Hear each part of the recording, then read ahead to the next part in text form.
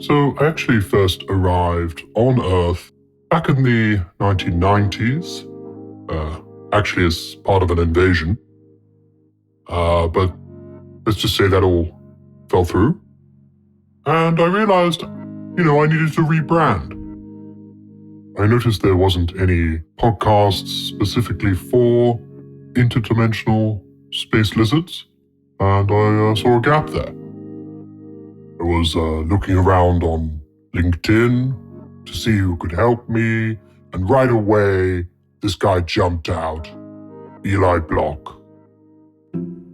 Looked at his website, very nice, obviously a Squarespace job.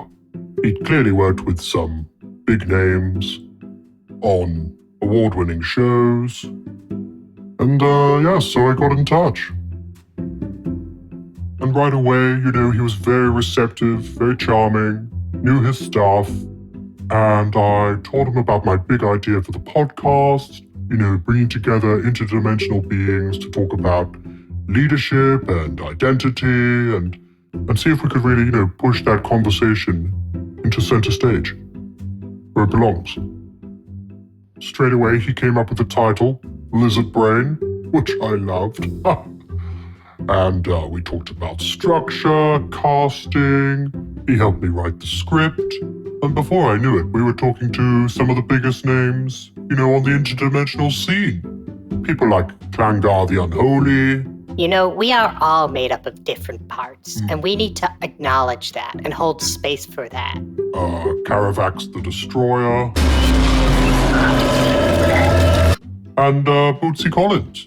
You jump in the car, you got your girl, and the next thing you know, you was going to get a hamburger. Next thing you know, you wind up in the back seat, isn't it? Oh, Bootsy.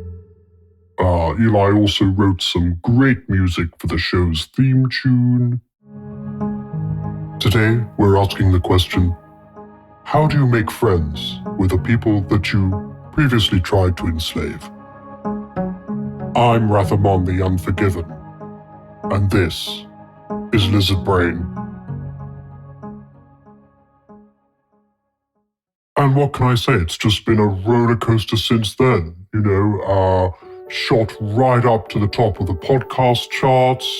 Obviously, Alistair and Rory still reign supreme over the center ground.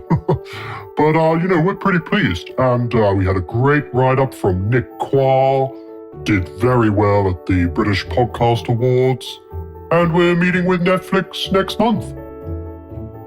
Working with Eli has just been one of the, great experiences of my professional life.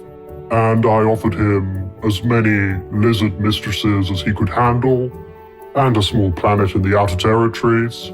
And in the end, he said he just wanted money.